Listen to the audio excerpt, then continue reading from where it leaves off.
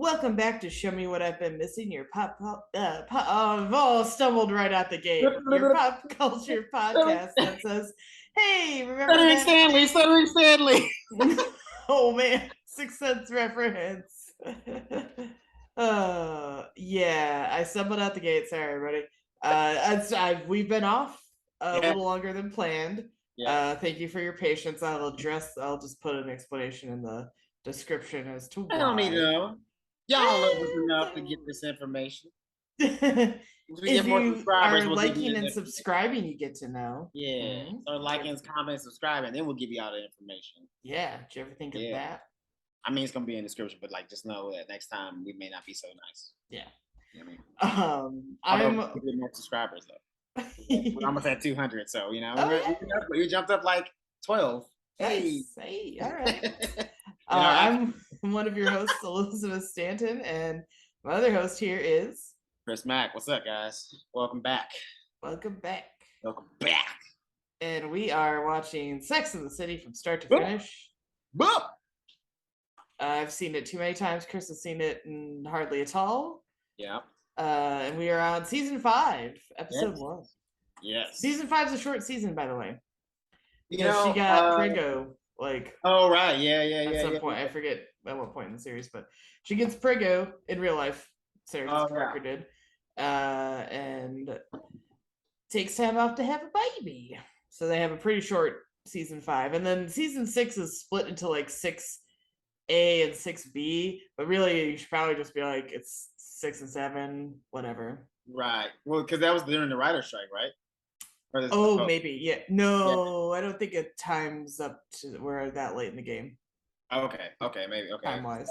I know that happened with like a few shows. That happened with like Entourage. That happened with. Oh, mate, I'm sorry. There were 2 in the 2000s, weren't there? I think. Yeah. Okay, I'm confusing my writer's strikes. So yes, that may have been an issue as well. We'll address it as we come.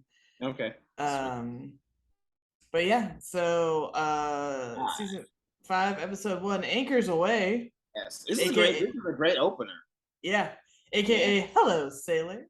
Yeah, that's what it should have been called, Hello Sailor, instead of Anchors Away. I mean, I get it, you know what I'm saying? Like it was Anchors in your past. It was a nautical pun, but like Hello Sailor would have been way better. Yeah, it's all right. You know, it's in the past. We can't change it now. But this is a great opener. It was fun, man. Yeah, it's a fun little episode. This episode was it was super fun. It reminded me of like the same like you ever seen the movie Hitch? Yeah. It kind of had like that same like feel to it where you just like kind of fell in love with New York again while watching it. You know what I mean? Yeah, and I think it's funny too because we talked about it in the last episode, because the last episode of season 4 was this big love letter to New York, and it aired about 6 months after 9/11. But the funny part, or not funny, but the interesting part is that episode, that very love letter to New York episode, was apparently like completely like shot and written and titled before 9/11 ever happened. They were like, no, we didn't plan on it being like a tribute to New York episode. It just kind of happened to be one. And so it's funny that this episode is also kind of a tribute to New York episode, perhaps more intentionally. Yeah. Never specified. Yeah, it definitely felt more. And it was also, it didn't feel like just a love letter to New York, the city. It also kind of felt like a love letter to this show itself. Mm-hmm. You know, you kind of fell in love with the characters. Like, you know, the jokes that they were like about, all the jokes were a little bit more endearing. Solid. They weren't just like corny for a show. Like it was like everybody brought a piece of something into it. It's kind of like they brought everything that we got, like all the characteristics that we liked about all the characters was in this show, and like none of the bad ones. You know what I mean? Yeah. So this is definitely a firing on all cylinders. Like it really was. Yeah, it was. Yeah, absolutely. Boom. So whom do you want to start with first? Man, this is kind of hard because they kind of all mesh together, really. Like, well, I guess the only person that kind of had a separate story was maybe Miranda. Yeah.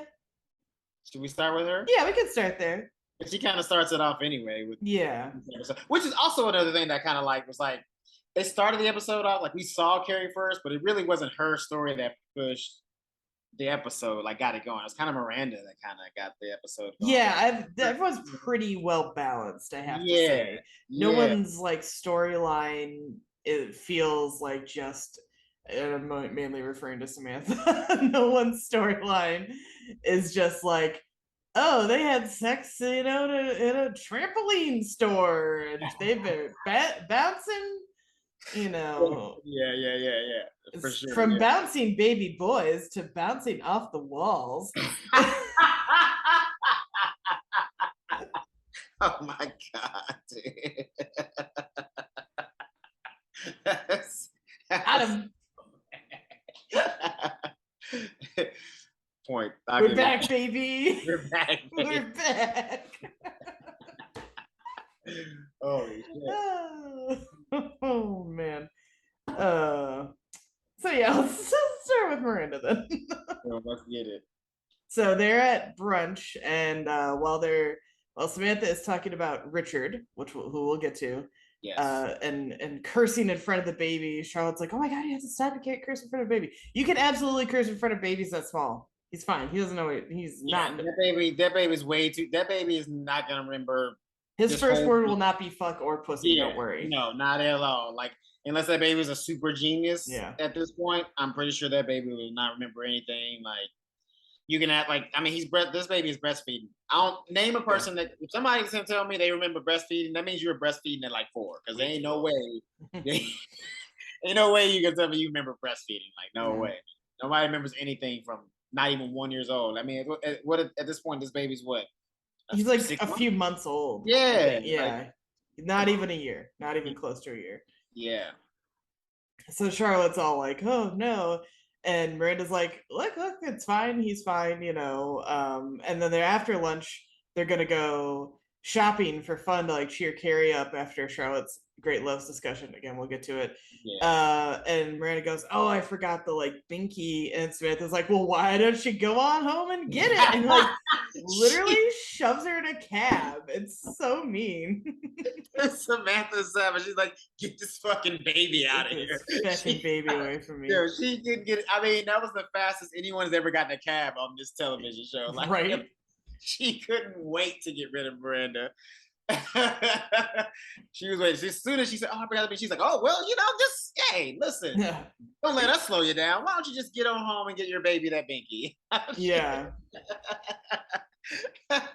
Which I mean, poor Miranda. That's like, Miranda's like still trying to hang. She's like, and she's totally down, and she's not being like overly, cutesy, as she always said she wouldn't be with the baby. She obviously loves baby boy Brady. Yes. And, cares for him and whatnot, but like she's not letting it, or she's trying to not let it dominate her life. But she gets home and like, though, sorry. Like, oh no, go ahead. Just my thing is like, I understand because like this is the whole episode she's like trying not to do that, which I get, but at the same token, it's like at this point in the baby's life, you kind of have to be that, right? Really like these are like our critical where the baby like depends on you the most. Mm-hmm. You know what I mean? Like that baby is nowhere near close enough to be independent in any kind of way, or like you not be around it, or like your brain to not constantly be on it, right? Because we all know scientifically when a woman has a baby, like that changes the whole chemistry in her brain to want to be around the baby and be attached to the baby at all times. Like she's almost trying to literally by nature. Yeah. She's like, I'm not gonna be a mom, but it's like you're a mom. Like surprise. Like, you had a baby. Yeah. You did that. It's like you're not gonna go back to being Miranda Hobbs' high power lawyer right away. You know what I'm saying? It's gonna take a few months. Yeah, it's not that you can never go back to what you did before, but it will still be a bit different, and it will take time. Obviously parents and moms in particular, like it.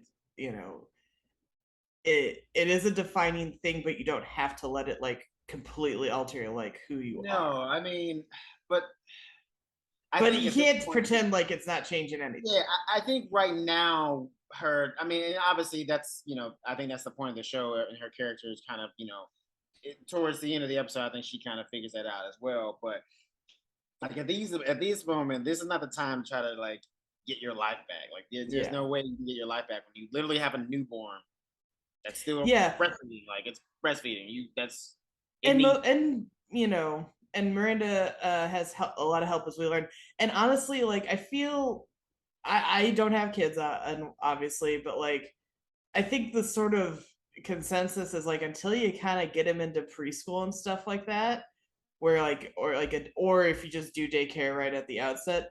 But like let's say you don't want to do that, you do like wait till like preschool, kindergarten, like yeah, your life gets very much taken up by the baby. Yeah. That's just they require, we are very advanced, but we are also very delicate creatures and require, as far as mammals go, a lot of early care. Yeah. We're not Yeah. giraffes plopping out of like 8 feet off the ground and walking Right. it off. Right. It's not how we roll. Yeah. Totally. Totally. But yeah, so Miranda gets home and her housekeeper Magda is all like excited for the baby, and she's like, well, it's nap time, which people, Pushy ass Magda, man. That bitch is yeah. so Oh, but infectious. she like Magda, Bro. She's you're so gonna learn to intuitive. love Magda. No, I'm not. No, I You don't are. like her. She's so judgy. She's so pushy. She just intrudes on Miranda's life. It's like this, like she, whatever the way that she grew up, she's like, this is the way it's supposed to be. I don't give a fuck about what your opinion is or how you want to do it. Like the fact, okay, so Miranda comes home and fucking Steve comes out of her kitchen eating a sandwich because like Magda let him in, like made him a sandwich. Like, Yeah. who the fuck are you? That's right. That's a bit of a boundary cross, but Yeah, like, and here's the thing, Miranda already checked this bitch like yeah. twice before. Like, stay the fuck out of my shit and you do what you're fucking paid for. You're not here to be my fucking mom. You're here to be my fucking maid. And the bitch still keeps intruding. Like she Fair. can't get fired. That's fair. Fair. Sorry, I'm No, not no, trying no. to. Your point is valid. I had not thought of I it just that don't way. appreciate that because I would have been like, look, bitch, I already checked you. Are you trying to get fired because you're Yeah. this close? I'll find it. Like, there's a bunch of Eastern European maids in this fucking city. This is New York. I'll find a replacement. You feel me? Like, don't. I got money, bitch. I'll get somebody here tomorrow. Don't fuck with me. um and but like Steve is like, oh, like let me pay attention to the baby, and Miranda's like, it is nap time if I don't get him down now. Yeah. But shout out to Miranda for having a baby nurse and being like, I'm going to hand him off to the baby nurse to get him put down for the nap. I know when she was saying it, I was like, oh shit, you should like handling shit up. And then little Asian lady comes out, I'm like, oh, you got a whole You got a whole crew taking care of this yeah, baby. yeah. Well, see, because I was kind of feeling bad for her because the way that oh, I can't think of her name. Samantha like kind of shoved her into a cab. I was like feeling bad for her. I'm like, she's a single mom in New York. That shit gotta be hard. Like, even though she got a little bit of money on her and stuff like that, like it's still not like I can imagine being a single mom, period. But like I especially can imagine being a single mom in a place like New York, man. That just seems like Mm-hmm. the highest level of stress. But then she Yeah. got like, I mean, not saying it's like not stressful still, but like she got a team though. You know what I mean? So it's not like she's, that she's not like super single, like what most people in New York Yeah, yeah. single mom. You know what I mean? But and Miranda gets Steve out the door. And I mean, I have been around plenty of people with kids, family, friends. You don't fuck with nap time, man. No, You no. That is you critical. got to let nap time happen. Yeah. Who cares? You gotta let those things sleep. Yeah. Once you start a kid on a schedule, you have to be consistent with that. Yeah. Any kind of fluctuation in the schedule, that's not, it's not Game. good. It's game over, man. Game over. Seriously, yeah. I mean, it's I've said bad. before too.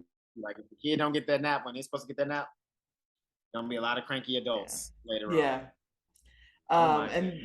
And then Carrie later comes, because Carrie like recognizes how how much they're kind of intentionally and unintentionally shutting Miranda out of the friend group. So she swings by Miranda's and is like, hey, I just brought over like pastry stuff, and I just hang out and chit chat. And Miranda's like, oh my god, sure, yeah. And Miranda's like, but I'm worried about Brady, he's not eating. and she's all distracted. So like, Carrie's kind of talking and joking, and Miranda's like, "Huh? What? Oh, I'm sorry. Like I'm missing everything." And then Miranda is trying to breastfeed Brady and whips them bad boys out. Right on now. No hesitation. Didn't even give Carrie a warning. She wasn't even like, "Hey, my titty's about to come out." She just popped out one. He was like, and she was like, "Oh, he don't want that one. Let me pop out the other one." I was just like, "Oh, Yep. there's a lot of titty in this episode. A lot of titties in this episode. A lot of more than I thought I was gonna see. I'm not mad about it as a man. Don't get me wrong. You know what I'm saying? I enjoyed it, but it was like unexpected, dude. I was just like, oh, like the only person who literally didn't show her boobs in this show is Carrie today, and she contractually never will. Interest. You know what? Because I was thinking that I was like, okay, how did all the other characters show a breast, or at least one breast? Like, you know what I'm saying? Like Charlotte showed a breast, and we'll get to that. But like Carrie didn't. Like there's no way to write that in. But that was the first thing that popped in my mind. I was like, I bet you Sarah Jessica Parker has something in her contract where she never showed. She sure did. Think back to every sex scene you've ever seen her in the show. She is either wearing like a bra, bralette, some kind of thing covering her, or covered with a sheet. You do not see the goods. Yeah.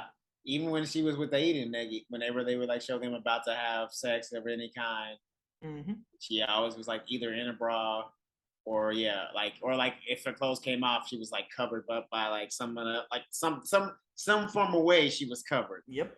Yep. I mean, I get it. Like, you know what I'm saying? Yeah. If you can pull the contract, listen, that's hammer. In this business, you do got to set boundaries, because motherfuckers will push you to try to do some shit you don't want to do, and that's good on her to have those boundaries set legally. So if a motherfucker try her, they can be like, go talk to my lawyer. Yeah, that's great. So it's very awkward, and Miranda's like so frustrated, and she's like, I don't want to be the mom that can't carry on a conversation. And Carrie's like, it's no big deal, and Miranda's like, no, it matters. My friendships matter to me. But like you said, Miranda is kind of ignoring nature. There is totally such a thing as mommy brain. Yeah. You are all distracted and tired. And I think Miranda's just being hard on herself for like trying to be all those things at once, like being a good mom, but also being like who she was before. Yeah. And like those things can coexist, but you just got to understand maybe not exactly at the same time, and maybe not like 4 months after the baby's born. It's right. Like, yeah. Your brain is literally only fixated on keeping that human being alive. So like, you kind of got to give yourself a little bit of a break when it comes to got to give yourself grace on that stuff. Yeah, dude, like that baby ain't gonna get any older any quicker. Like that baby's the baby. That's what it is. He's a little baby. But they Carrie reassures her, and then they joke about her boobs, because Carrie's like, first of all, they're huge, and I wasn't prepared to see them, and your nipples are also huge, and I'm going to need trauma counseling. So it was a lot of boob. A lot of boob. And I did like Carrie jokingly saying to Miranda, like, you're a mom, but it's okay, I won't tell anyone. And I think that's like such a big character. Yeah, obviously a big that was a good moment for those two. Yeah, because it kind of let Miranda kind of just, stop being so hard on herself. Stop beating herself up for like becoming a mom. It's like, dude, it's not a bad thing to be a mom. Like no one ever called you, like no one's gonna, take you out the street and shoot you in the head for being a mom. Like that's just, circle of life. It's what happens. Yeah, you're born and you create some humans, and then you do it all over again. Yeah. And then later on, Miranda's taking care of Brady with the baby nurse, and Brady's little like belly button umbilical cord thing falls off, and then the cat steals it. And Miranda like just fucking melts down. Like I don't blame. And the nurse is no help. The nurse is like all freaked out too. Like she's not gonna touch it. I'm like that kind of struck me weird, because it's like I feel like that's definitely so. I mean, I guess maybe that's not for not trying to be stereotypical, but like usually Asian women aren't that fickle when it comes to things like that. Like they get in like, oh, American girls too soft. I got this. Like, you know what I mean? Like. Then they're usually not very skittish when it comes to shit like that. This is the one time the show is breaking a stereotype. Yeah. No, I mean I'm with it. It's while simultaneously maintaining one, because she never speaks. Yeah. which is shitty. Nah, that's just. I mean, honestly, I don't know if that was a stereotype. I think that was just like HBO not wanting to pay somebody, so they just got an extra to come in and bow and fucking. You know what I mean? Did They'll you do watch? some shit like that. Did You you like, watch oh, the like, rehearsal? we'll give you a credit. We'll give you a credit. Like we won't pay you, but we'll give you a credit. You'll be a heavily featured extra, and then because I do love the joke like earlier when the baby nurse opens the door, doesn't say anything to Carrie, and then Miranda greets her, and Carrie's like, she doesn't speak, and Miranda's like, no, and I love her. I mean, who doesn't love like I I am a talker. I'll talk to people. It's fine. But like, oh, a quiet Uber ride is just, chef's kiss. Well, also too, man. Like it's that's kind of a good asset to have. You know, in the life that she's living right now. It's kind of chaos going on with having a newborn and stuff like that. You don't want somebody like a fucking Magda talking your ear off about what they think you should be doing or how you should be conducting yourself and shit like that. Magda probably got all kinds of shit to say, and Miranda's probably ready to fucking choke that bitch out. But it is still a very common stereotype of the silent Asian woman helper. It's bad. It's not good. They gotta not do that. But the your joke about not wanting to give her a line so they have to pay her more. Did you watch the series The Rehearsal at all on HBO with Nathan Fielder? It is too convoluted and complicated, but one of the last episodes, he's having a party that he's like faking, and they're only paying for background people and if they speak, it'll cost them more. So he's trying to have conversations with all these people who are like, I can't, they can't speak, so they're miming conversation with him, and he's like, oh, okay, well, I think the birthday party's going pretty well. It's so weird. It's such a great it's extra real level of weirdness, but it's so funny. But if you ever done background, that's like normal shit. Like honestly, that's probably what they did for that poor lady. They probably were just like, look, we'll give you a credit. Yeah. You don't get to say anything because if she said one word, she just said hello, they would have to pay her like $500. Yeah, that's why everyone loves the part in Dumb and Dumber when Jim Carrey walks out and goes, "Big gulps, huh? Well, see you later." Yeah. And it's improvised. Like Jim Carrey forgot the line he was supposed to say, but like obviously it's super funny because it's just a weird, dumb thing. And the two guys who are out there, he says it to, don't say anything or react, and it's because they were extras and told don't speak. And it's clear he's like trying to get he's not trying to get them talking in a negative way, but like he flubbed his line, and that's what came out though, and that's what they kept, which is just funny too. But no, people do it all the time. Yeah, that's because it just costs less, and also too, it makes sense too because like I mean, looking at the production value on this episode, I mean, I'm pretty sure it cost them a lot, especially with they spent money on party at the end and stuff like that. Like, also shooting in New York is already costly, but then like there's a lot of moving parts to this episode. So I mean, they probably have a budget for like $500 just for the lady to say like hello, goodbye. But the cat steals the like umbilical cord belly button thing, and Miranda melts down and calls Steve.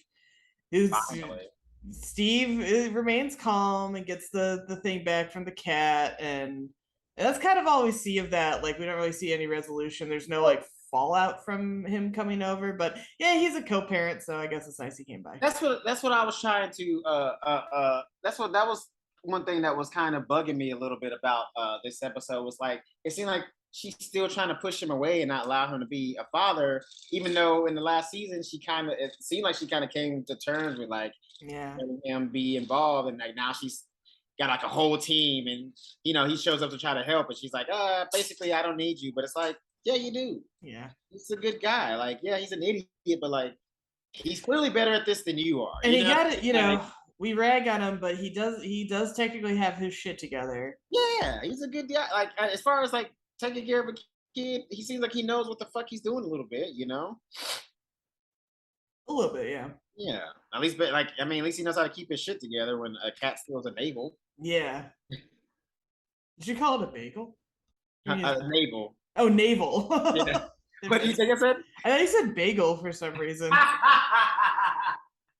No, I will never refer to that as a bagel. I would hope not. I have seen some that resemble like little small like mini quiches. I guess you could consider that a bagel. No. Moving on. Moving on. Yeah, moving on. That face you made me very self-conscious. So we're gonna move on. Moving right along to Charlotte. Yeah, why not? That story is kind of quick. And it kind Yeah. of, I guess it So flows at into the the next, right? say that again. So it kind of flows into the next, right? Yeah. So at the brunch, they do the brunch. I don't want to get into what she says at the table because it kind of ties into Samantha and Carrie's storylines. Because we're gonna go right into. We're basically gonna flow right from her shit into. Yeah. So Anyway. we'll let that lie. So at home, Charlotte realizes her apartment door still says McDougal, and like that's what she's still listed as. So she changes it back to York. Um, and then she is going to go to the movies with Anthony. Mario Cantona's back. Woo-hoo, I love him. Yeah, great character. And they're gonna go see a movie, and they see another sailor. Because I should say, what part of what kicks it off is after the brunch, when they're all out before Samantha shows Miranda in a cab for having a baby, they see sailors out on the street, and it's Fleet Week in New York, which is when all the ships dock and they just let sailors run wild through the city. Is that all it is? Hey, that's basically how they describe it. I don't know if that's a real thing, but we definitely. I mean, that's definitely. It's like the one thing I forgot to fucking Google before we started. I mean, here's the thing. As I know, like when I was in Hawaii and stuff like that, there were definitely. I didn't know if there was a name for it, but there were definitely times where naval ships would dock for coming from other countries, and that would be like Mhm. in our ship. I mean, there was a naval base already on the island, of course, but like it wouldn't be as populated with naval people until the ships came in. It would be like, 3 or 4 ships at a time. So you could see, the white Navy suits all over the place. And Mhm. of course, every girl would be going after them because, that white suit. Oh yeah, I mean it's a thing according to Wikipedia. It's a Okay. United States Navy, Marine Corps, and Coast Guard Yep. tradition in which active military ships recently deployed in overseas operations dock in a variety of major cities for 1 week. Once the ship's docked, the crews can enter the city and visit its tourist attractions. At certain hours, the public can take a guided tour of the ships. Often, Fleet Week is accompanied by military demonstrations and air shows, such as those Hmm. provided by the Blue Angels. Hmm. And it first started in 1935 in San Diego. Ooh, I Um, wonder. Well, I guess it's the Nate, but I don't know. I so wonder if there you like go. any of these were coming from like the Middle East, because right, this is technically after Because 9/11. So like, would be considered during the no, it wasn't 2003 yet. I don't think. No, it still would be 2002 when this episode aired. yeah, but So it happened in we would not 2001. formally be involved in Operation Iraqi Freedom. Was that it? No, but we was in our Afghanistan. Yes, that's right. So So you yeah, get this aired in yeah. July 21st, 2002. Well, I can tell you what, if there's Marines there, they definitely came from Afghanistan. Yeah. They definitely did. I don't know about the Navy, but if there was Marines out there, they definitely came. Because that's how basically everybody was getting home from Afghanistan. Like you Yeah. go over there, do what you got to do, and then they stick you on a ship for like another 3 months, and then you port back into wherever major city. So the Anthony and Charlotte spot more sailors as they're about to head to the movies, and one like looks at Charlotte. He's like, go get his number." And she's like, "Oh, I'm not looking for I want to find my next great love." And he's like, "Who cares? Just get a bang, enjoy it since you haven't had sex in like way too long." And he's like, "When's the last time you had sex?" And she goes, "He's like, too long. If you had to think about it, it's too long." He's like, "I had sex at 10:30 this morning at the gym." Nice. And then Charlotte is like, I don't want to. He's like, "You got to hook up with somebody after six months, or otherwise it's gonna close over." And you hit That's menopause. um if you cannot tell, Anthony is not a doctor. That is not how that works. right. Yeah, it's like if that was the case, there'd be a few women who without functioning vaginas anymore. Like I'd be one of them. oh my Yeah, god, yeah. like if that was a thing too, right? Wouldn't there be a procedure by this point Oh that we yeah, know about that you would have to go to like men would figure out how to reopen? fix that so fast. Yeah, like it'd be like a reopening procedure all over the place. Oh, except actually, because men don't give a fuck, they actually wouldn't figure out how to fix it for No, women. we would. No, we would. No, No, you wouldn't. we would because it benefits us too. You got to remember, it benefits us. You know what I mean? So it's Yeah, it's like, true. Okay, I fair mean, enough. why do you think we came up with birth control? You think that was for y'all? That was for us. That's so we can Yeah. do what we got to Except do. you little bitches won't take it. Well, no, yeah, Oh, the side it's effects for are you for weird. us. Oh, are they? Yeah, Oh, it's for are you they? for Oh, us. are they? It's for you for us. That's why. Yeah, Yeah. that's what I'm saying. If Well, they vaginas don't give a could damn go, about the side effects for women, just long as it doesn't fuck up their situation. Yeah, yeah, yeah. yeah, you get it. I'm glad you understand. Appreciate it. That way, we don't got to talk about it anymore. This is why you fuckers can't make laws about our shit, because you don't know what the fuck you're doing.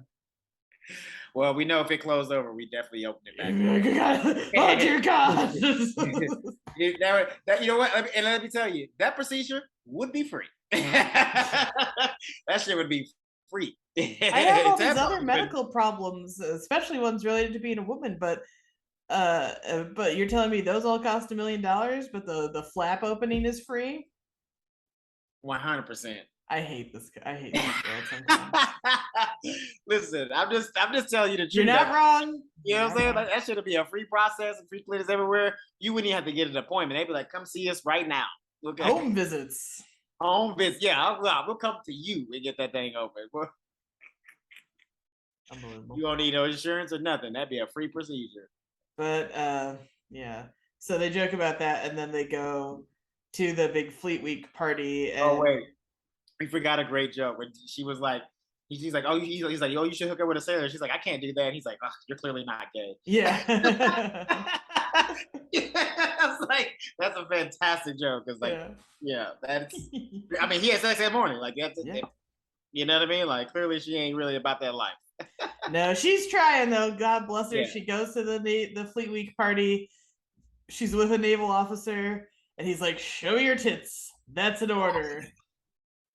I mean, so gross. Two things. One, he's lucky this wasn't like Charlotte like 3 years ago, because she might have slapped him in the face. She might have, yeah. No way, like season 2 Charlotte would have ever accepted him just been like. She would have gone and run away. Yeah. Oh, she'd been gone. She got up at that table. She threw that drink in his face and got the fuck up out of that table. But like, you know, she's horny, and it was so. But it was so. I felt so bad for her because she was, you know, it was cute, it was sexy, and then Carrie fucked it up. Oh, I know. Fucking ass, walking up right as she showed the titty. I was like, so funny. Charlotte like gets up the nerve to do it. And she's like, I'll do one. And so she takes down her dress to show one. And right when she does it, Carrie walks up and goes, oh, Jesus.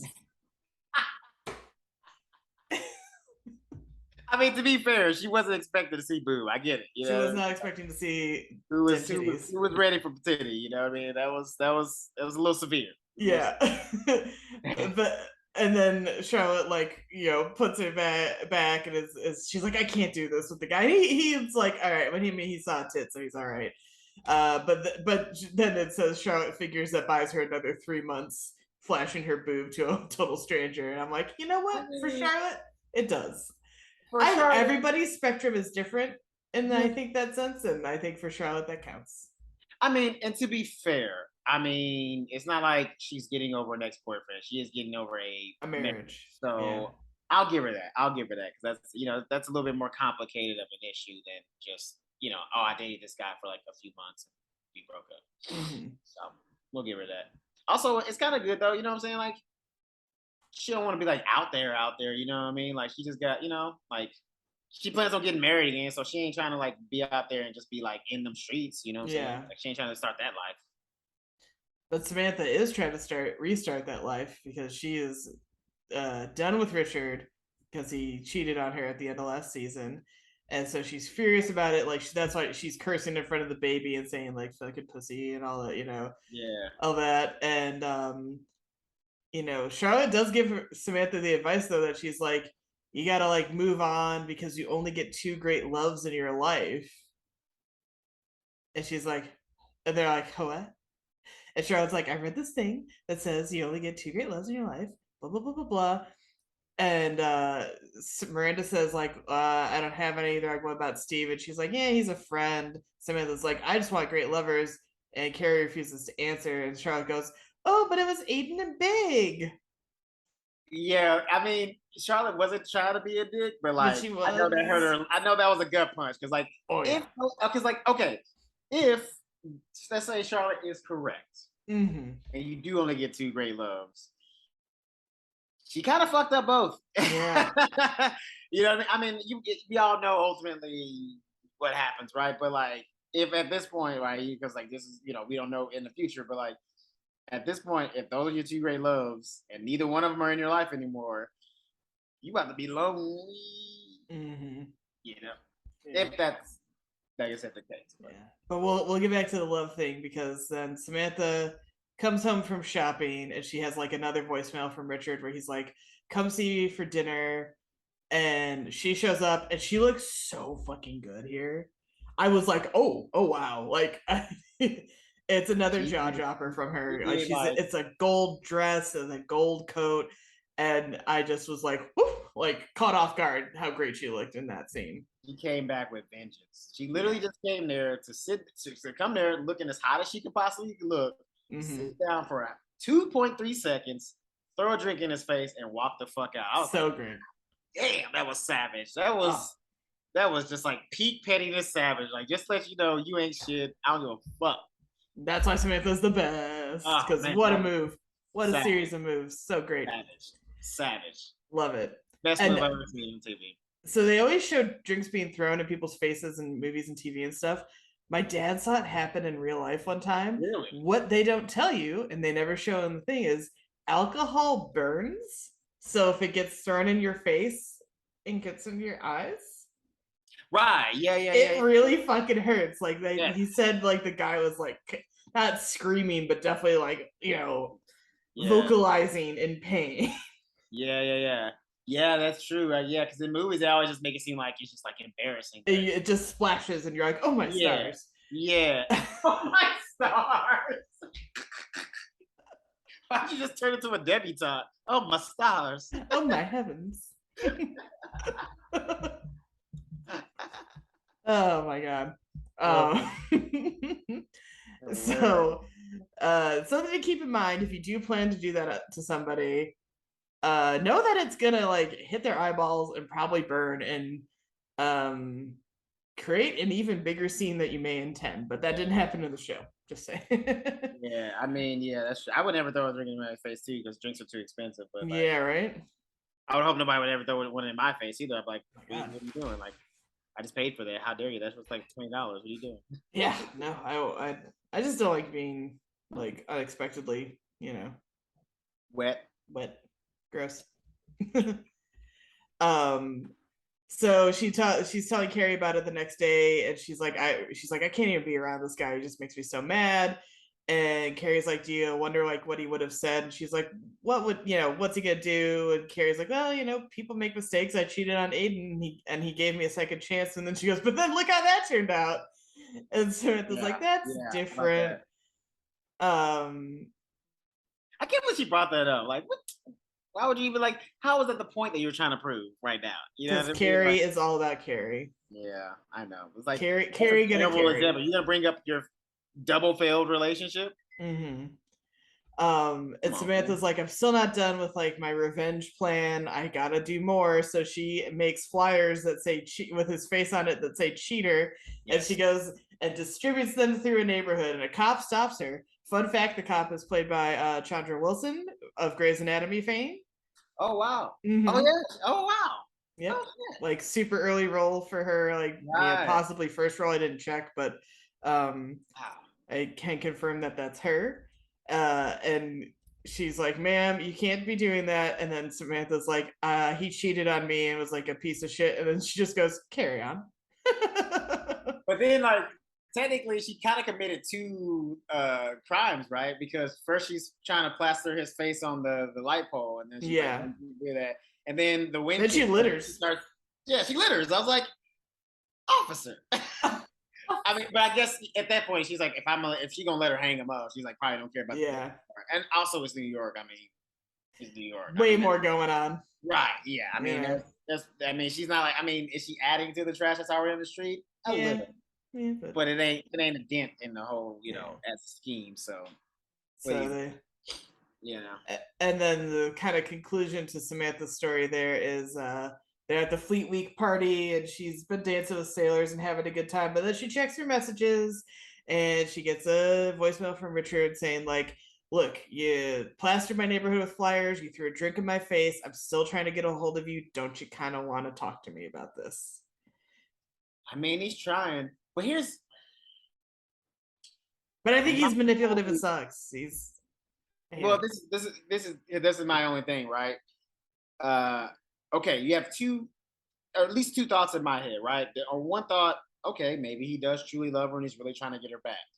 But also, the other side is thinking he's a rich, powerful man and he doesn't really like rejection or like not. He Yeah. doesn't like losing, That's and more what I think this it is a is. loss, Yeah. and he's trying to get his ego back. You know what I mean?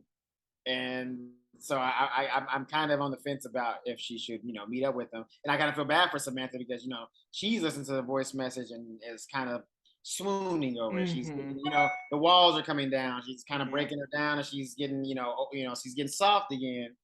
And I just don't know. I mean, I don't think that's gonna be good for her. I don't want a girl to get hurt again. I mean, she don't deserve it. No.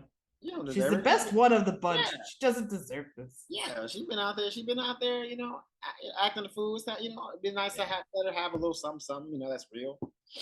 Yeah. But back to the love thing, because at the top of the episode, Carrie is taking herself like basically on a bunch of activities in New York. She's seeing, going all sorts of places, seeing old movies. They try to make it seem they make it seem nice. I do love a solo movie. There's been like yeah, hell yeah. especially if it's something I want to see really badly, and like people, honestly, it tends to be horror because not all of my friends really like scary movies, and I get it, and like it's no fun to drag someone to something that they're going to be miserable sitting through. So like most recently, I went and saw Nope by myself because I was literally about to bring that up. Did you see it? Yeah, I saw it. Oh, it's great. Great movie. Yeah, I loved it. I So loved it. good. But I went and saw it with somebody who A is not really a horror fan and B isn't a fan of Jordan Peele. I'm like, why did you come? Why did they come? Oh my god! Listen, I suggested the movie on a Tuesday, and we went and saw it on Friday. I'm like, and she told after we watched the movie, she was all miserable, like huffing and puffing through it, and then like at the end of it, I'm like, did you like it? She's like, it was boring, nothing happened, and I'm like not really a big fan of Jordan Peele. And I'm like, then why did you say yes when I said go see No? Why would you say yes? Why wouldn't you say let's go see something else or let's go do something else? You kind of ruined my good time because I thought we were having it kind of sucks because when you're with somebody who doesn't enjoy it, it's really like seeing them miserable. You're like, yeah, I can't enjoy this as much because you're miserable. It also helps that Carrie is like barely employed, but whatever. Oh, did you see Carrie? I mean, it didn't have any impact on the show or the episode, but I noticed how she was making her way onto the theater. She stepped in a big old puddle of water. Oh, and she, Carrie, when it comes to shoes, and yeah, how she is, and I'm surprised that like it wasn't more of a thing. Yeah, you know what I mean. Obviously, she was, they're trying to get they're probably just trying to get the wide shot of. It's for the specific thing they're going for, and she does. Yeah. People have made fun of it, especially with the rebooted show. She does this weird little like run skip thing she kind of does where she doesn't just walk, she like kind of skips, runs little skips, and it's just like a very distinctive thing. Yeah, it's like a trot. A trot. She has like a weird little trot all the time. It's very strange. But also, anyway, her going to see a movie alone, that's not a Carrie move usually. It is unusual, and that's why like Charlotte I think is so weirded out and brings up the great loves thing because she's like, you went and saw a movie by yourself on date night? Didn't people think, oh, that poor girl? First of all, girl, she's an adult, man. Like, secondly, Charlotte, no one else thinks like you. I mean, maybe granted, there probably were some people in there that's like, oh, she's gonna see a movie by herself, but like, oh my god, I could never. But like, I wouldn't. I'd be like, yo, that's dope. No, because I when I do go by myself, I'm clearly like in my fucking bliss. Because I'm also if I'm not getting popcorn, I usually I like the AMC shitty mozzarella sticks. Yeah, I know they're not good. I know they're not good for me. I don't get no. They're pretty good though. But they're so good though. They're pretty good. They're like fucking delicious somehow, even though they're just like microwaved for 3 minutes. And yet they're like one of my favorite things in the fucking world. I love them. Delicious. So, because yeah, I basically did this like a couple weeks ago. I went and saw Nope by myself with my little mozzarella sticks. Oh yeah. And a Coke. Great time. I think I also got candy. Also amazing. And then I went to Barnes and Noble and bought a shit ton of books. It was a great day. That sounds awesome. That's way better than my Nope experience. Loved the movie, hated the company. I wish I would have went by myself, honestly, because I would have had a way better time just watching the movie by myself, because it was a great movie. I thought it was dude, that monkey scene changed. Oh my god, so scary. I already knew chimps were vicious, but like just, you know what I mean? And they didn't really like show how vicious chimps can be. Yeah. Like, allowing your brain to like have the imagination of what that attack looked like was like perfect. Your brain filled in the blanks. And then oh man, perfect. That was like it, because it was kind of like, you know, it was very reminiscent of like older scary movies where like, you know, you didn't see the monster until the last like 10 minutes of the movie. Yeah. Because once you I don't want to spoil it too much, because once you realize what's happening with the alien thing, after the like rodeo scene, and what it's doing, it's like that's horrifying. It's so like scary. Straight up. It's great. Also, anybody that says that they don't like that movie, you just want the shit spoon fed to you. Sorry, you got to think a little bit when you go see this movie. I know. I mean, it's not like you didn't have to do that with every other movie that Jordan Peele has ever done. You got to think a little bit. You got to. And some would argue that us wasn't even that subtle. Like people feel like, and you know. And people are still like, "Oh, this sucks." Like, no, you just gotta use your brain a little bit. That's all, a little brain power. You gotta think a little bit. I know, it sucks. And like, kind of the point of us too is also like, it's, you know, it's not really meant to have this like tidy, clean answer as to what these the double people are. It's a big metaphor. It's a big. I'm not the first person to come up with it. It's the whole like there's a two Americas thing if you think about it, where it's like people live in really similar lives, but you know they're disadvantaged. It's you know, and among a million other like interpretation analytical things that are all out there, all good. It's so fascinating for that, and that's like part of the fun of Nope too, is when you like it's an enjoyable movie, and then when you stop and think about like spectacle and Hollywood and, you know, control and thinking what you can control and what you can't control, and on and on and on and on. I'm like, it's amazing. I'm definitely gonna go see it again. I'm gonna go see it again by myself and just enjoy it. Yeah, just to like take it. That's what I'm gonna do. Yeah, I'm just gonna enjoy it. I'm just gonna go by myself. I'm gonna do what you did, man. That sounds amazing. Like, give me a bunch of snacks, go see it by myself, and like just take myself out on a date, because like I gotta do a redo, because not only did I have bad company, when I came home, I had a friend that was staying over and he like locked my keys in the apartment, so I had to call a locksmith to come and get my fucking apartment open. Yeah, it was just do over. You 100% need a Nope do over. I gotta redo. Yeah, it was a terrible Friday night. It was a terrible Friday. Oh no, and that was date night, Chris. I know. How could you have such a terrible date on date night? I know. See, Charlotte? And I was with someone. So what does that tell you? I should have went alone. I should have did a Carrie. I'd have been way better off. Yeah. So being locked out of my apartment thing would have kind of ruined the date night if I was by myself and had a great time and then came home with that. You know what I mean? So you know, it was kind of par for the course. You know, terrible company, come home to a terrible thing happening. Right on point.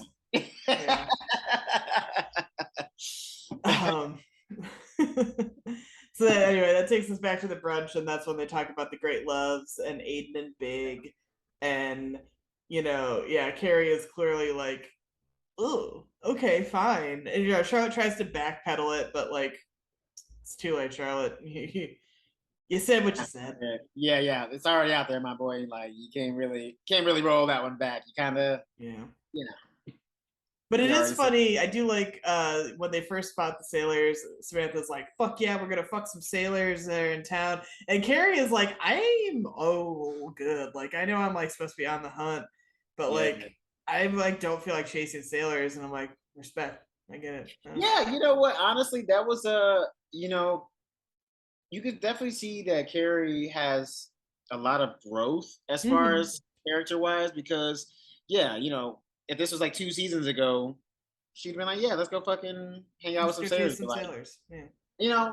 yes, she does kind of eventually change her mind, and we'll get to that. But like, even when she changed her mind, she was still reluctantly Yeah. in the company. Like you could tell overall, she really didn't want to be there. Like she just wanted to go home and like be by herself for a while, which is, Yeah. I mean, I'm not mad. I ain't Sometimes you need sometimes, that. yeah. Sometimes it ain't really like you ain't really trying to be out like Yeah. that. You know what I'm saying? Like, it's better. Um, so let's see. So they Carrie, ponders like time come by, do we lose like our carefree selves? Have we missed the boat? Blah blah blah blah No, blah. and I was gonna ask you that. Like, do you feel that way? Like, do you feel uh like that you missed the boat, like getting older, as far as like I think doing all that? for a You know what I mean? while, I did. Okay. Like, oh, maybe I didn't date enough, or I didn't Okay. do this, that, or the other thing. But at the same time, I'm like, it's not, you know, necessarily like my personality. And like, I didn't love clubs when I was in my 20s and didn't Mhm. like have fun. That's just not my style. Like, and I think that that's okay. Like, that's Mhm. fine. I'm kind of at peace with that. Like, I was not, because I do like, as far as like, hookups and dating, like I'm not a hookup type person. So like going to a club, finding someone and like just taking it, like, which I, you want to do that, do it. But that's not my thing. That's not what gets me excited or happy. Like I'd always be like, why can't I just like go have conversations with people? Or like, why can't we like go bowling and do other shit? Like, I know that bowling's like the lamest thing I could think of, but It's not that bad. It's fun. it's fun. It's You're pretty fun. you're lying It's, to yourself if it's not yeah, fun. it's pretty fun. It Um, really depends on company, right? It's certainly not about the game right. at that. But just it and I think especially like being in LA for most of my 20s, I think there was sort of like, oh, maybe I should have gone to like wilder party, or people have like crazier drinking stories or wilder party stories, and I don't. But like, okay, I don't. That's so what? Yeah. It uh doesn't really matter, you know. No, I mean honestly, and like in that sense of the nature too, like as fun as television and movies and stuff like that make it seem, it's also quite dangerous because you never know who the Mhm. fuck is out there, and Yeah. you put yourself in. It's like you're compromising yourself doing things, and that. Like dating is fine, like going on a date or something Hmm. like that. But like going around hooking up with a bunch of people, like you just never know. You know what I mean? Like Yeah. it's just especially unfortunately as a woman, you know what I mean? Like it's even more dangerous. So it's Hmm. like, yeah, I can understand you missing out on that, but also probably better for it in the long run and stuff like that because you know you seem like the kind of person who's very selective with who you want to Yeah. be. Yeah. So I feel like when you choose somebody, that's person is probably someone of substance. So I think that's more fulfilling than just some random like whatever I'm gonna get this in and get it out kind of thing. You know what I mean? Yeah. And Yeah. like they're, and people like go off and like do like adventurous like running around like running around cities all night doing this the other thing. And I've not done some of those things, but I just haven't done it that often. And like uh I don't know. So like I don't think I'm like overly sheltered though, or like I've cut myself off from like things. I feel like sometimes people might make that assumption or whatever, but Yeah. nah, not so. I don't think so. Like again, I don't think I would have lasted and like made it through third no 14 years in LA Right. um without doing something right, you Yeah. know? Yeah. Yeah. So Yeah. I think yeah. That's what I mean. Like I don't. I mean, maybe I guess I don't know. I just don't think that like you missed out on anything. Like yeah. And people necessarily. always complain, they're like, "Oh my god, LA is so fake, and the parties and people are so fake." I'm like, "Well, you choose to go to that stuff." Right. Yeah. Yeah. If you go to that shit, you're gonna get fake shit. Yeah, like sorry, that's Like, just what it that's just is. how it works. Yeah. Yeah, you can't be like, "Oh my god, like the people here are so fake." Like I know I've talked about it before, but I have people.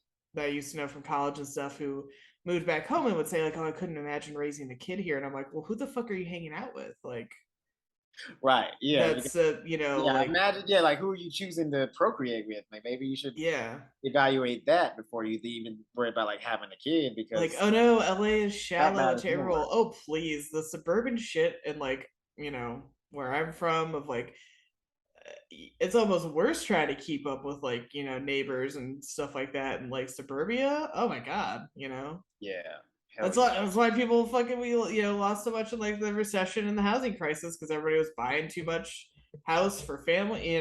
That's what crashed a lot of people was this like All right. absurd notion of keeping up with things, and then like I said, being trying to be like LA is so fake and phony. Like, well, yeah, if you hang out constantly with fake and funny people, there are real Yeah. ones. I've made, No, and it's not even, and that's the thing too. Is like, I hate when people say LA because it kind of gives Californians a bad name, because a lot yeah, of people that live here are actually cool as fuck. yeah, like That's actual like bullshit. born and raised in Los Angeles, or Southern California in general. Like, it's so different. Yeah, and they rightfully, make fun of people who travel here and they're like, oh my god, this city is so fake. It's like, yeah, you're not even going to any of the real parts of the city. You're going to like just the places you see on Instagram and all that shit. Exactly. Yes. Exactly. And that's another thing that kind of makes it. Yeah. You gotta, if you go around a bunch of tourist shit, yeah, of course people look fake, or it's gonna seem Yeah. fake. You know what I mean? Like, that's, yeah, it makes a lot of sense. Like, and I like going to that stuff. That's just because I like kitsch, but I don't go there all the time. Like, Right.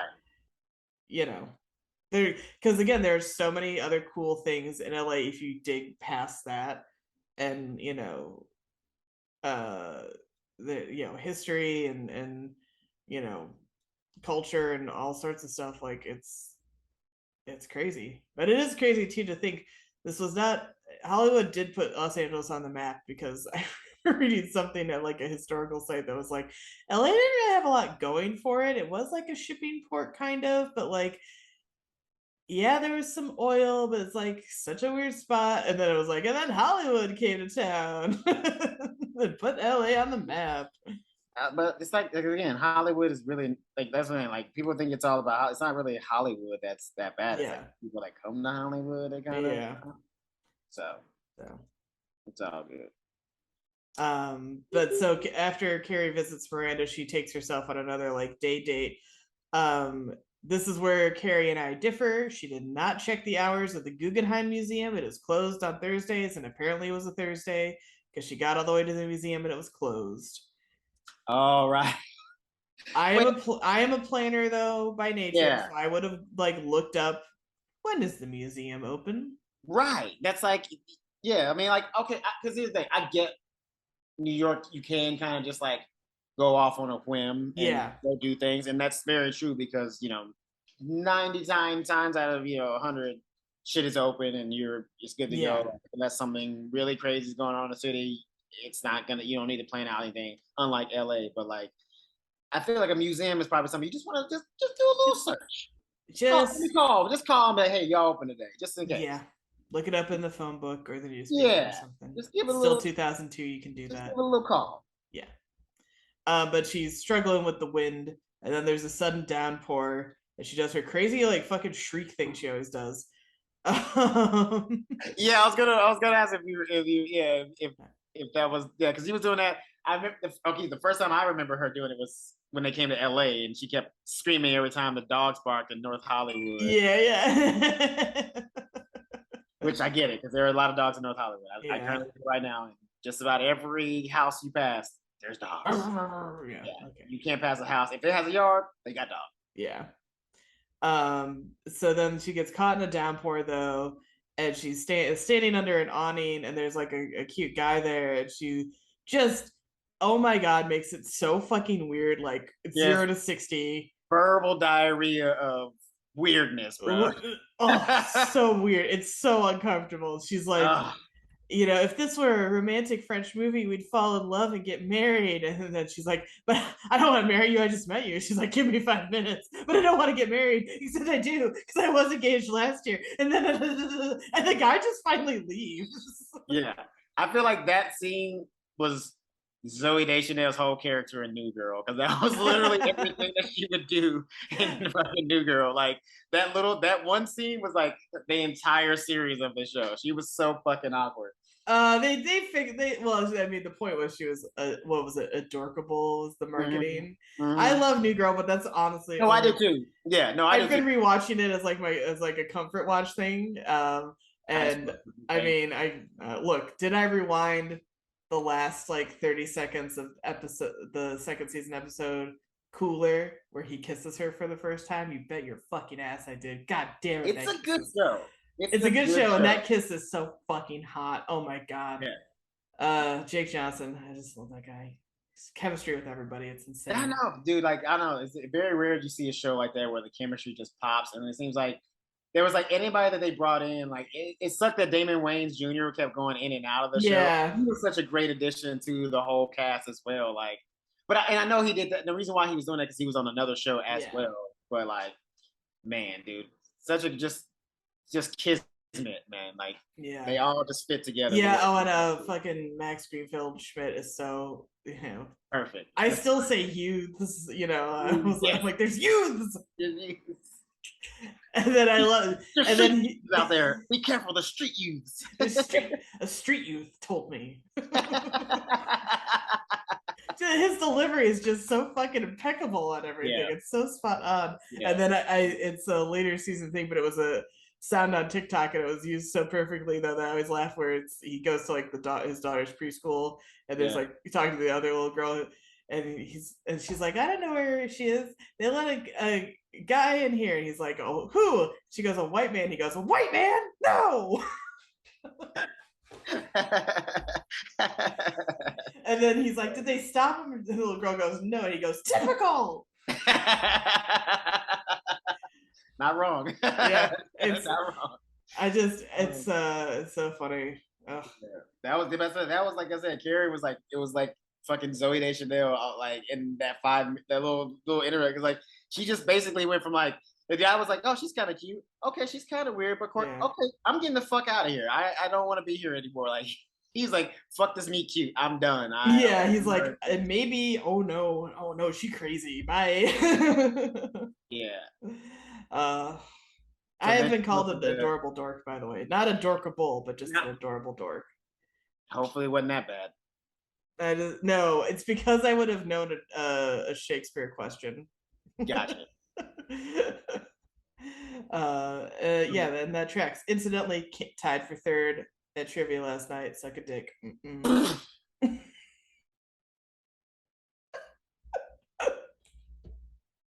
Aggressive. Somebody date me. Aggressive. For the love of God. So after the storm and terrifying a man, she goes to a diner and to dry off and get some matzo ball soup. And they're like, ever on television. That old lady. This was supposed to be a cautionary tale. This old lady of like, maybe you shouldn't be single in New York too long because you might go insane and crush your lithium pills onto your ice cream. Fuck that. That lady was living her best fucking life. Like, listen, she might have been depressed, but she was also happy. Okay, she was the happiest person in that room. You know why? Lithium on chocolate ice cream. She's living. Okay. And they were like, "Oh, you're gonna be a bad," because like they did the whole thing where it's like, "Oh, I had this guy, but then I thought something better was gonna come along," and which I do think though that little part, I do think is going to happen more. Not then because social media wasn't a thing, but I do think that social media has tainted a lot of people's vision on like what love is or what they think they deserve, and they always like trying to look for the bigger, better thing. And I think a lot of people are going to, especially women, because women get more attention on social media than men do. I think there's gonna be a lot of women that are gonna end up alone if they don't like curb that shit. Because but there's also gonna be a lot of men who end up alone if they don't stop listening to fucking Andrew Tate and all that other crazy shit.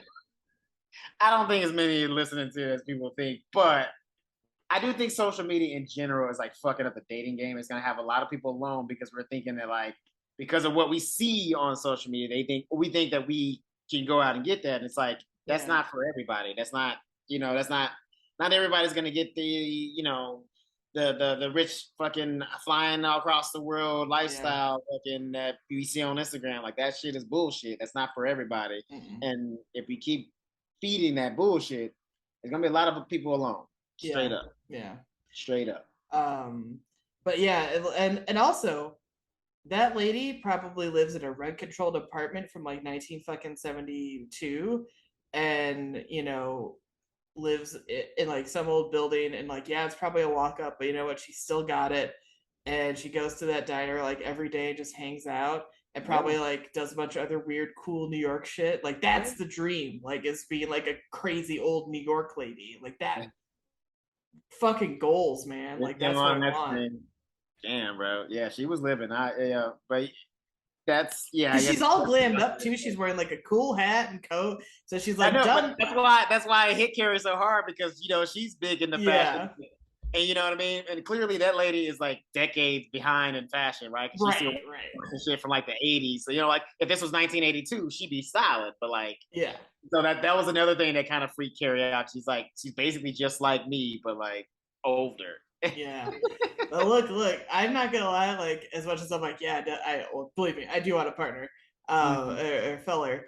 But I'm also down for being like a cool swamp witch, like on the edge of a town, and just like hanging out in like a cottage and shit, and like doing my thing. Okay. Yeah. A swamp witch. Yeah. Never heard that term before. Never gonna unhear it. There you go. Like a nice swamp witch. Like I'm a nice one. You won't be like Shrek. You'll be like, I don't know. Who's a nice swamp witch? I don't know. They usually get a bad rap, but I'm gonna change that. Okay. Hey, listen, somebody's got to do it. It might as well be you. It's gonna be me. Justice for swamp witches. Fair. So Carrie leaves the diner and she's like, "Oh my god, maybe like it's too. My relationship with New York is so it's too much." But then she's trying to get a cab and about to miss it. But then a bunch of sailors hop out of a cab and save the cab for her, and the one invites her to the Fleet Week party. And I've never actually. I feel like I've only read his name. I've not known how to pronounce it. Daniel, either Sunjata or Sunhata. I'm not sure. Sunjata. And he's been a bunch of stuff. I feel like our potential audience might recognize him most from The Devil Wears Prada. He was the designer, James Holt. Oh yeah. What do you call it? He's done soap operas too. I think he did some. Yeah, and I think he's done like maybe also Grey's Anatomy or something like that. Oh yeah, for sure. He's very. Also, in my opinion, probably the most handsome guy that's been on the show so far. Super. I was gonna be like, and he's ridiculous. Yeah, ridiculous. And Carrie didn't even want. Never mind, we won't get there. We'll get there, but yeah, gonna go there.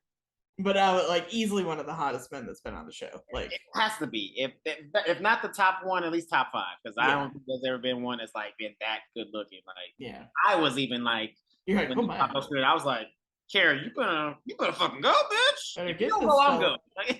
Get this feller.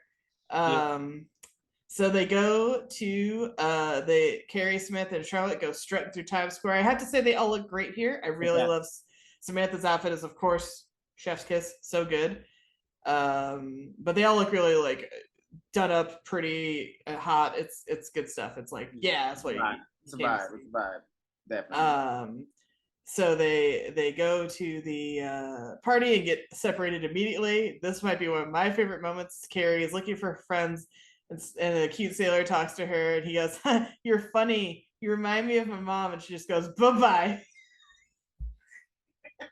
Dude, like the worst compliment to ever give a woman. The worst. Like, I don't give a fuck if there was a woman who's 22 years old. You don't tell her that she reminds you of your mom. It may sound like a compliment in your head, but guess what, buddy? It's not. Oh, it's so bad. Not. Just like if you were a dude, if you were trying to hit on a girl, you wouldn't say, "Oh," if she told you that if you reminded her of her brother. Yeah, that's a kick in the balls, right? So why would you say that? Or if she said, "Oh, you remind me of my dad," and you're like an older man, like it's a kick in the balls. So why on earth was anyone? And I've heard men say that to women before, and I'm like, what? Yeah, what? Hang on, it's a no from me, dog. Like, yeah, big no. Get some more light in this house. Yeah. Oh, and I left. Sorry.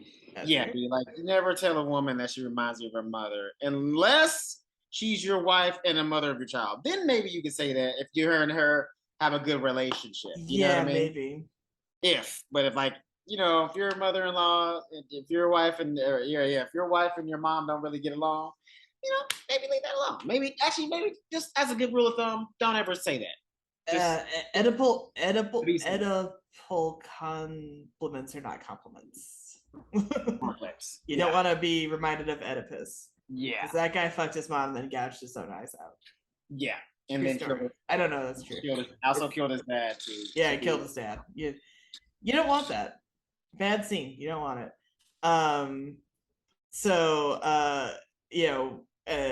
Samantha finds a sailor just hanging out with him. Charlotte finds her sailor and she flashes the tit and Carrie spots her and is like, it freaks out. And then Carrie finally catches back up with Samantha and she's like, man, I've seen everybody's boobs today but yours. And Samantha just drops her top down out of the blue. It gets obviously like a big cheer from the crowd. And Carrie's like, yes. What the fuck? He's like, why is everybody showing me their goddamn boobs today? Yeah. It's your day, Carrie. You got to see everybody's boobs. Listen, if you're not going to show yours, you got to see everybody's. That's the deal. Right? That's the contract. There you go. No show, you got to see.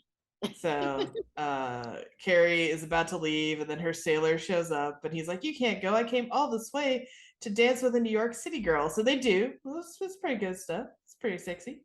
Yeah. And they go out on like a fire escape, and she's like, how many great loves do you think we get in a lifetime? And he says, maybe one if you're lucky. And she's like, I'm glad I stayed. I had a rough day with New York, but this helped make it better. He's like, I could never live here. The hustle bustle of the traffic and garbage and smells and blah blah blah blah blah. And she's like, well, I'm gonna head on home. Yeah, she turned him down because of that. I was like, Carrie, are you sure? Are you sure that's the hill you want to die on, the New York hill? Yeah. Because she leaves and she's like, if you only get one great love, New York might be mine, and no one can talk shit about my boyfriend. And so she also talks about like anchors letting go of the past. Who cares? It's all the same metaphor. It doesn't matter. Okay, because now I know that's part of the story and it has nothing to do with it, but do you feel like it was written that way because like you think like maybe people didn't want to see her hook up with somebody like outside of her race? Because she's never done that on the show, right? Oh, it's all been like all white men, right? Good question. Yeah, Carrie has not dated a non-white fella. Yeah, Samantha has. Miranda will, fun fact, that's coming up. And Charlotte has before, I believe, in the show so far. I don't think Charlotte has actually. I think she has. I think she did a black dude for like a hot second. No, I don't think she did.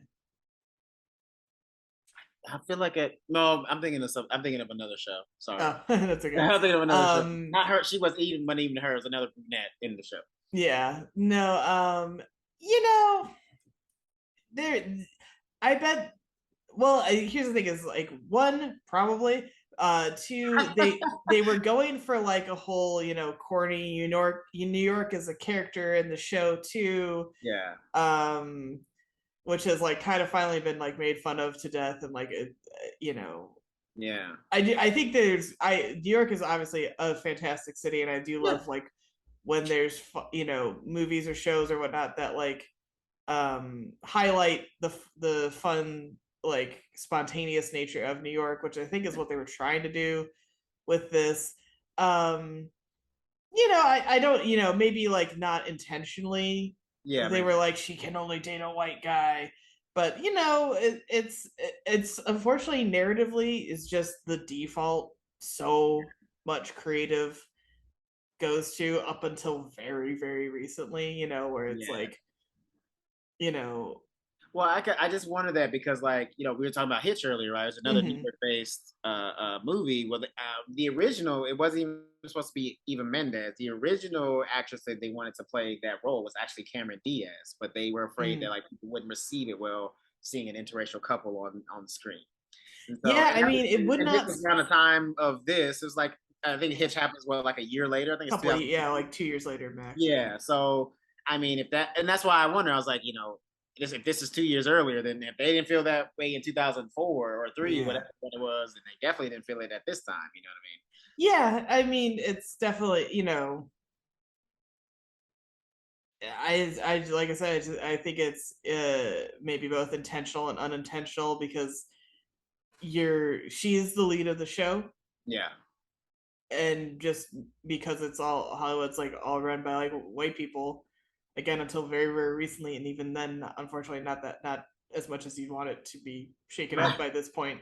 Right. But the default when people are writing or creating is just like she's the lead character and she's white, she will therefore automatically go with a white person, and that's just what we'll do.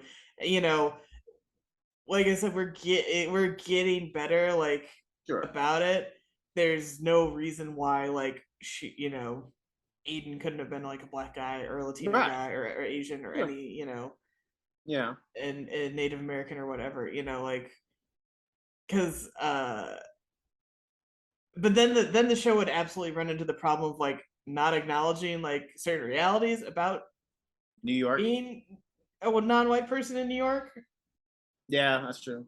Yeah, that's fair. And this Especially is being in not the show Manhattan. really to handle that. I mean, the episode with Samantha dating the black guy was not good. Right. It thought That's it was fair. doing something, Yeah, that's and fair. That's and fair. technically at the time, it I don't want to give it that episode that much credit. It was trying something. They were trying They something. were trying. They were trying. It just didn't really work. That's Right. really what it was. Like, at least they were trying. I'll give that episode that. They tried to do some things. Yeah. Yeah, I mean that I just wonder that. I mean, I didn't it just because I mean, I guess when you say it though, it actually makes more sense when you're saying that like, New York was a character in this episode. So like in a way, New York was kind of her boyfriend. Like, Yeah. she doesn't want to be in a relationship right now. She's kind of having fun, just exploring the city as a single woman Hmm. and making New York her boyfriend. So, in a way, I guess if she would have went home with him, she would have felt like she was cheating on New Yeah. York. If it was like, almost like an autonomous character in this show. So, in And the he's also like a younger guy, and right, she finally stopped dating dudes in their 20s, yeah, the twenties 20 something, because yeah. he's very clearly like a young 20 Well, something guy. I guarantee you, if she'd have ran into Big at that party, she would have went home with him because Oh, always obviously. Big and then 20 something, Big and then 20 something. Yeah. That's her pattern. Yeah. It's a miracle she didn't. Well, it's because she broke up with Aiden that she didn't go right Right, into a 20 something's arms. right. Yeah, because I was like, man, if like poor dude, like if Big would have been there, he'd have got some. Yeah. He would have definitely got some. Yeah, But yeah, that's so. And then I noticed like right at the tail end, the shot goes to black and white of Carrie walking through Times Square. great shot. I'm not quite sure why, just like an artistic, sort of For French, the French maybe the French, yeah, French that was movie like thing, kind and of a little a nod to that French filmmaking because a lot of early French filmmaking was like black and white stuff. yeah, and New York just always does look pretty cool in black and white when you It was great. That was a great shot. I loved it. film and photograph it. Yeah, Yeah, it was a great shot. it's good times, That and was good. that's the return of Sex and the City for the Yeah, show man. and for us. Great opener. Yeah, Great opener. Yeah, what an episode to like come back from break to what I mean? yeah. Yeah, that was a really fun episode. I enjoyed it. It definitely it was almost like a second love letter to New York again. Hmm. Which is great. Yeah, I think and I think like I said, it's this is probably more intentional. Sure. Yeah. Um, and I think just as successful though, because like part of what appeals to people about New York is, like I've said, the spontaneous nature of it. You can just go anywhere or do anything within the city. Things are always, like you said, always open usually, except for the Yeah. Guggenheim, apparently on Thursdays. But things are Yeah. typically open and available, and there's always something happening, Yeah. and you can find it. Yeah. It's great. I mean, I think that was like I said, it was a cool, fun episode. It definitely like again, kind of again, it was a great. It's also I think it was a bigger love letter for people who've actually been to New York. Hmm. Because if you've never been to New York, you don't really kind of get it. But if you've seen it, you kind of Yeah. understand why uh Carrie would just want to like go out and then kind of just explore New York and just Mhm. have like a day or days to herself, because you can just do that there. Yeah. It's a very fun city to do that. I Like, mean, I went explore. there in March and we went a couple places and I was like, yeah, I could move here. Yeah. I don't know if I can move here, but I could live there for sure. If I okay, I'll tell you back. I can move there if I had a really good paying job. Right, right. Yeah, a really That's the good key. consistent paying job where I could like Yeah. live in Manhattan and be chilling. Cool, but like, It used to be easier to move to New York and start over, there's a million songs about it right, and things because things used to be more affordable in general, and then also in the big city you could make it would be expensive, but you could kind of make your money go further yeah, and either make your money go further and or find more opportunity, right? Like more jobs or just chances to make money or whatnot. It is so much less so now, which is a huge bummer. yeah. Yeah, I mean, I almost did move to New York before I moved to LA. I was considering it, but ultimately I chose LA, and I think I did the better choice. But I honestly, I didn't feel every time I've been to New York, I didn't feel uncomfortable. Like I definitely like as soon as I get Oh, there, it feels like I see what you're saying. Where you're saying you could live there because I mean it does almost feel like home, honestly, when you soon as you mm-hmm. like stay there for like more than 2 or 3 days. So Yeah. I get it.